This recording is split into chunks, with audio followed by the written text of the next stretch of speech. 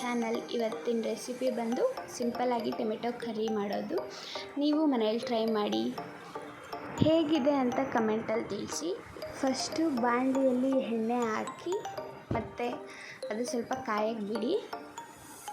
ಕಾದ್ಮೇಲೆ ಸಾಸಿವೆ ಹಾಕಿ ಚಿಟಪಟ ಅಂತ ಅನಿಸಿ, ಚಿಟಪಟ ಅಂದಮೇಲೆ ಕರಿಬೇವು ಹಾಕಿದ್ಮೇಲೆ ಉದ್ದಿನಬೇಳೆ, ಕಡಲೆಬೇಳೆ ಹಾಕಿ ಫ್ರೈ ಮಾಡ್ಕೊಳ್ಳಿ. ಸ್ವಲ್ಪ ಬಾಡೋ ಹಾಗೆ ಬ್ರೌನಿಷ್ ಕಲರ್ ಬರೋವರೆಗೂ ಫ್ರೈ ಮಾಡ್ಕೊಳ್ಳಿ. ಮತ್ತು ಈರುಳ್ಳಿ, ಹಸಿಮೆಣ್ಸಿನ್ಕಾಯಿ ಹಾಕಿ ಸ್ವಲ್ಪ ಫ್ರೈ ಮಾಡ್ಕೊಳ್ಳಿ. ಅಷ್ಟೇ, ಒಂದು 2 ಮಿನಿಟ್ಸ್. ಇದಾದಮೇಲೆ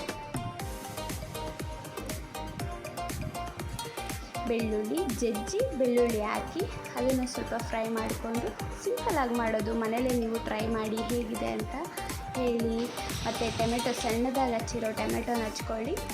ಅದು ಫುಲ್ಲು ಮೆತ್ತಗಾಗಬೇಕು, ಫುಲ್ಲು ಬೇಯಬೇಕು.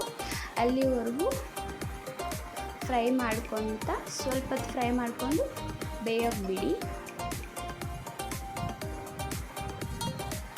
ಅದಕ್ಕೆ ರುಚಿಗೆ ತಕ್ಕಷ್ಟು ಉಪ್ಪು ಹಾಕಬೇಕು. ಅದು ಉಪ್ಪು ಹಾಕಿದ್ಮೇಲೆ ಟೊಮೆಟೊ ಚೆನ್ನಾಗಿ ಬೇಯುತ್ತೆ, ಸಾಫ್ಟ್ ಆಗುತ್ತೆ. ಸಾಫ್ಟ್ ಆಗೋವರೆಗೂ ಬೇಯಿಸ್ಕೊಬೇಕು. ಕರಿಗೆ ಸಾಫ್ಟ್ ಇದ್ರೇ ಟೊಮೆಟೊ ಚೆನ್ನಾಗಿರೋದು.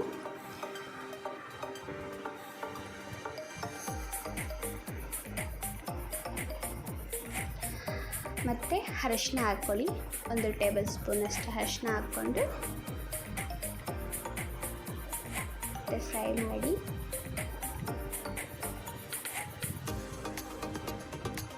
ಮತ್ತು ಸಾಂಬಾರು ಪುಡಿ ಹಾಕ್ಕೊಂಡ್ರೆ ಟೇಸ್ಟ್ ಚೆನ್ನಾಗಿರುತ್ತೆ.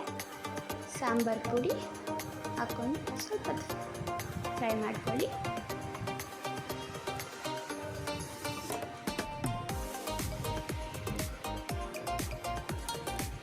ಇದು ಆಂಧ್ರ ಸ್ಟೈಲು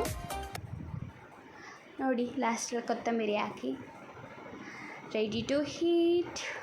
ಟೊಮೆಟೊ ಕರಿ ಸಿಂಪಲ್ಲಾಗಿ ಹೇಗೆ ಮಾಡೋದು ಅಂತ ತಿಳಿಸಿದ್ದೀನಿ.